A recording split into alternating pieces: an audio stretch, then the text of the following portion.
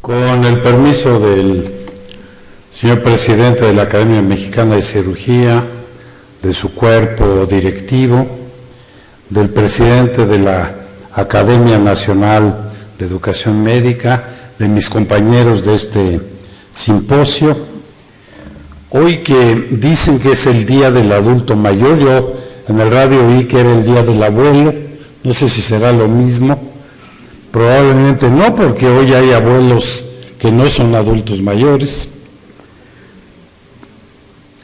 Se eligió el tema de la educación geriátrica, a mí me toca la parte de la educación médica que presentaré tan solo un panorama que ojalá estimule la reflexión.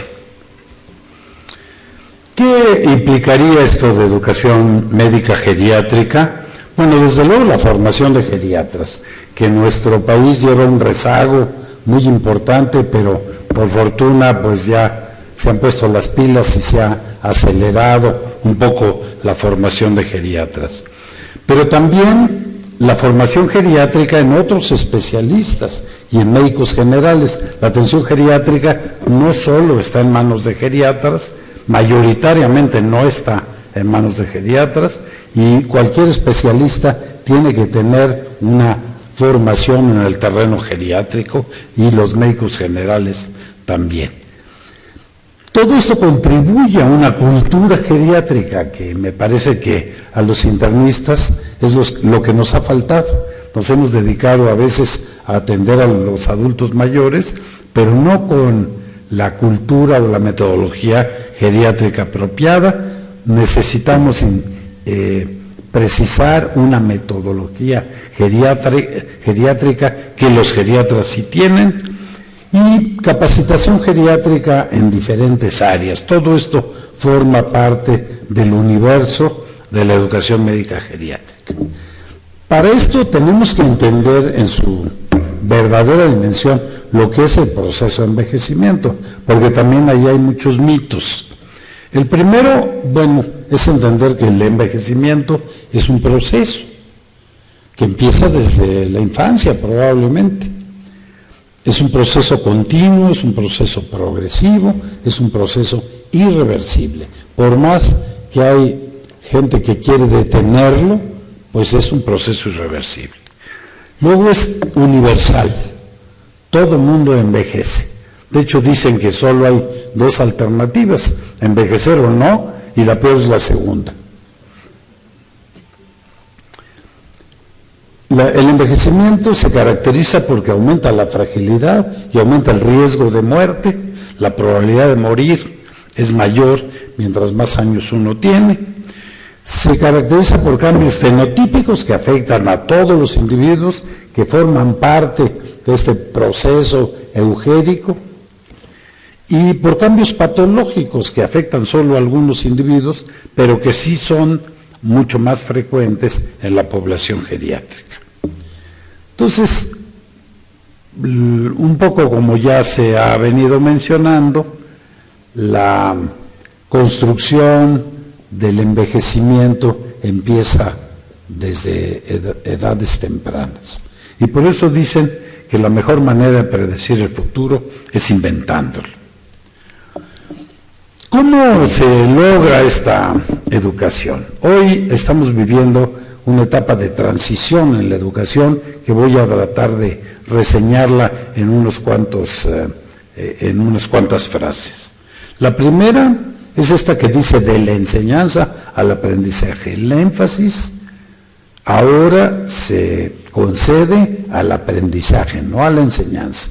Lo importante es que los alumnos aprendan aunque no les enseñen. Del protagonismo docente al protagonismo discente. Ya ha dejado de ser el protagonista el maestro. Hoy el protagonista principal es el alumno. Y todavía más, está virando este foco de protagonismo hacia el paciente y a la sociedad. Si no un acto educativo no trasciende hacia el paciente o a la sociedad, carece de legitimidad. De aprender para el examen, aprender para la vida. Esta es una frase de Séneca de hace mucho tiempo, en que tratar de aprobar exámenes no es el propósito fundamental del aprendizaje, de aprender datos a dominar métodos, de la memorización a la reflexión crítica. Hoy se pretende que la gente reflexione sobre lo que está aprendiendo, y en el caso del envejecimiento, de la formación geriátrica, hay muchos motivos de reflexión.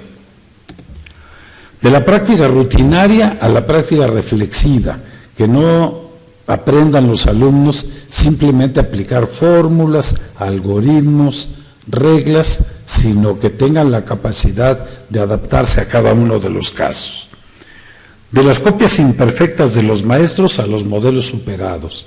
Muchos profesores no aceptan que sus alumnos los superen, y lo más que se logra es una copia imperfecta de ellos mismos, y con eso la sociedad se va para atrás en lugar de ir para adelante. Del rendimiento de los exámenes a los impactos en salud. Rendir o obtener una calificación brillante en un examen, un rendimiento brillante en un examen, no garantiza que sus impactos en salud vayan a ser suficientes. De simular aprendizaje a estar dispuesto a cambiar por ellos. El aprendizaje siempre se puede simular, y también se puede estar dispuesto a olvidar en el momento en que se cubre ya la prueba. De la información acumulada en la memoria a la accesible ante la necesidad.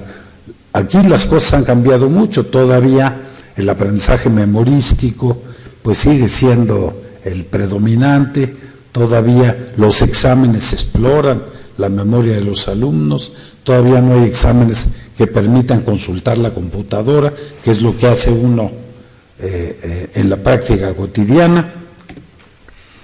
De aplicar rutinas a innovar soluciones.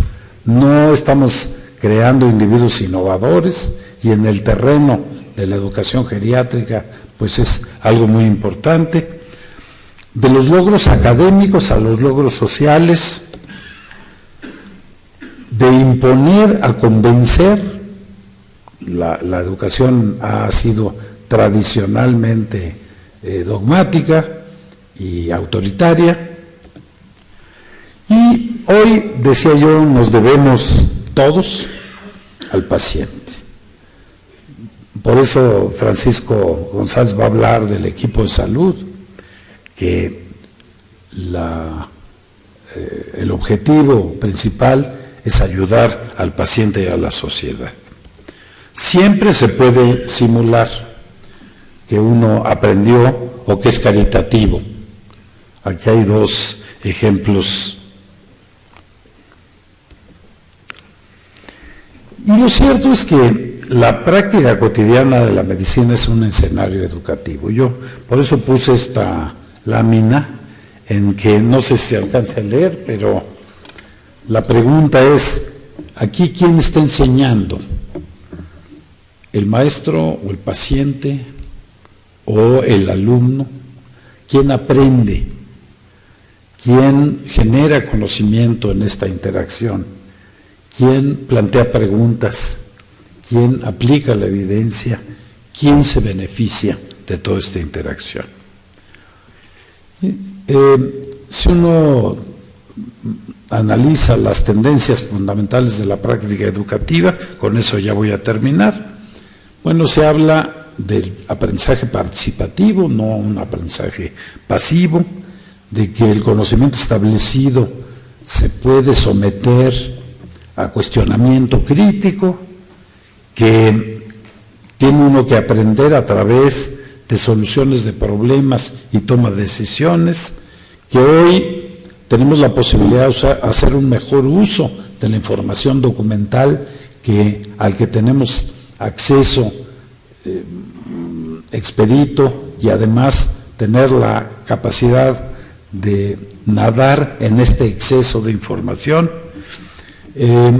Se busca que los que aprenden adquieran competencias y aptitudes más que contenidos y objetivos, que se aproveche bien la motivación del educando, que se saque provecho pues de esta condición, Vincular la educación con la investigación es una estrategia educativa valiosa que responda a necesidades de los educandos, que esto apenas está implementando en la educación básica, en que ya lo importante no es tanto la cobertura como la calidad, en considerar la educación como una actividad estratégica, y algunas propuestas teóricas como la andragogía, el constructivismo. Se habla que hoy tendría que enfocarse mediante disciplinas integradoras y no tanto fraccionadas, que los alumnos tienen que adquirir un método personal de aprendizaje vitalicio, si no se perdió el tiempo. Decía yo, la investigación se convierte en una experiencia educativa y tiene que tenerse flexibilidad para las circunstancias en que se está actuando. Los educandos no son una masa amorfa, son individuos, igual que se dice que no hay enfermedades sino enfermos, no hay clases, hay alumnos. Toda esta tendencia a la certificación de escuelas, de hospitales, de individuos, de egresados, la aplicación de la evidencia científica a la toma de decisiones, la búsqueda de esta vinculación auténtica entre teoría y práctica, y considerar que la escuela no es una preparación para la vida, sino es parte de la vida misma. Termino con esta lámina que dice lo que no es la modernización educativa, porque a veces pareciera que la gente se da aires de moderno simplemente porque utiliza algunas de estas técnicas, como que el alumno da la clase y el profesor se tira en la hamaca, como decir que es moderna porque se emplean técnicas de informática y telecomunicación. Finalmente estos son simplemente instrumentales, que no existe programa, sino que se procede por intereses de los alumnos. Los intereses de los alumnos son muy importantes, pero alrededor de un programa, de que se prohíben las conferencias que están tan anatematizadas y que pues muchos de los que estamos aquí aprendimos fundamentalmente por esas técnicas, y de que no se necesita una planificación, sino que hay que dejar las cosas que se den conforme se van dando las circunstancias. Este es pues un panorama de la transición educativa que espero que la apliquen ustedes a la condición de la educación médica geriátrica. Muchas gracias por su atención. Con el permiso del señor presidente de la Academia Mexicana de Cirugía, de su cuerpo directivo, del presidente de la Academia Nacional de Educación Médica, de mis compañeros de este simposio, hoy que dicen que es el Día del Adulto Mayor, yo en el radio oí que era el Día del Abuelo, no sé si será lo mismo. Probablemente no, porque hoy hay abuelos que no son adultos mayores. Se eligió el tema de la educación geriátrica. A mí me toca la parte de la educación médica, que presentaré tan solo un panorama que ojalá estimule la reflexión. ¿Qué implicaría esto de educación médica geriátrica? Bueno, desde luego la formación de geriatras, que los geriatras sí tienen, y capacitación geriátrica en diferentes áreas. Todo esto forma parte del universo de la educación médica geriátrica. Para esto tenemos que entender en su verdadera dimensión lo que es el proceso de envejecimiento, porque también ahí hay muchos mitos. El primero, bueno, es entender que el envejecimiento es un proceso que empieza desde el país, lleva un rezago muy importante, pero por fortuna pues ya se han puesto las pilas y se ha acelerado un poco la formación de geriatras. Pero también la formación geriátrica en otros especialistas y en médicos generales. La atención geriátrica no solo está en manos de geriatras, mayoritariamente no está en manos de geriatras, y cualquier especialista tiene que tener una formación en el terreno geriátrico, y los médicos generales también. Todo esto contribuye a una cultura geriátrica que me parece que a los internistas es lo que nos ha faltado. Nos hemos dedicado a veces a atender a los adultos mayores, pero no con la cultura o la metodología geriátrica apropiada. Necesitamos precisar una metodología geriátrica